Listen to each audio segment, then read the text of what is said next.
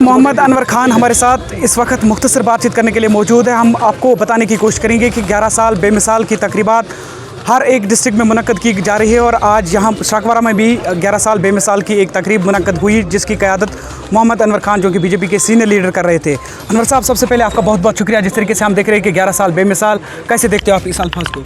देखो, आपको पता है कि पहली बार जब से हमारे मोदी जी ने इस मुल्क की कमांड संभाली है तब से हर साल के बाद वो एक रिपोर्ट कार्ड लेके लोगों के बीच में हम जाते हैं।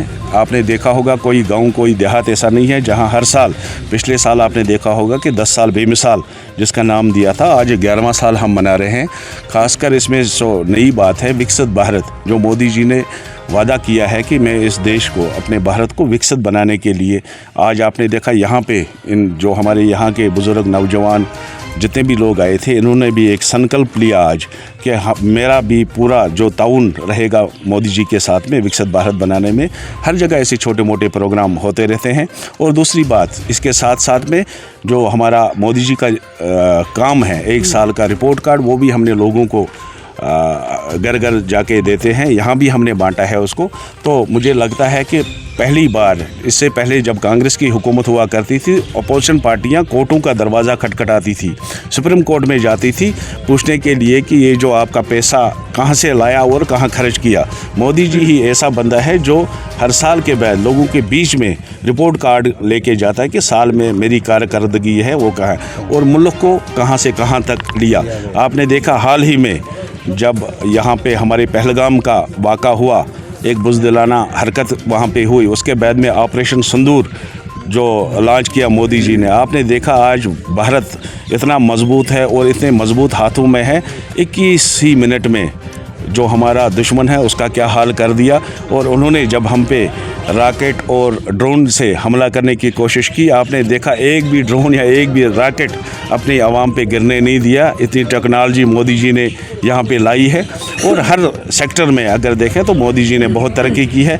ख़ासकर जो मोदी जी ने ये बताया है कि मेरे पास कोई कास्ट, कोई धर्म, कोई दीन माने नहीं रखता है। मेरे पास 4 ही कास्टें हैं। पहली कास्ट है गरीब, दूसरी है किसान जिसको अन्नदाता बोलते हैं, तीसरा है यूथ और चौथी है महिला।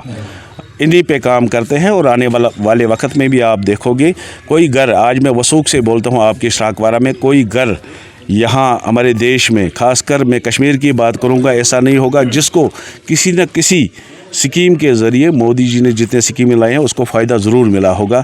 बेशक किसी को जो चावल मिलता है या किसी को गैस मिला हो या किसी किसान को 6,000 रुपया मिला हो या किसी बीमार का इलाज हुआ हो या किसी गरीब बेटी की शादी हुई हो। गरज मेरे कहने का कि कोई भी घर ऐसा नहीं है जहाँ किसी न किसी तरीके से फ़ायदा मिला हो।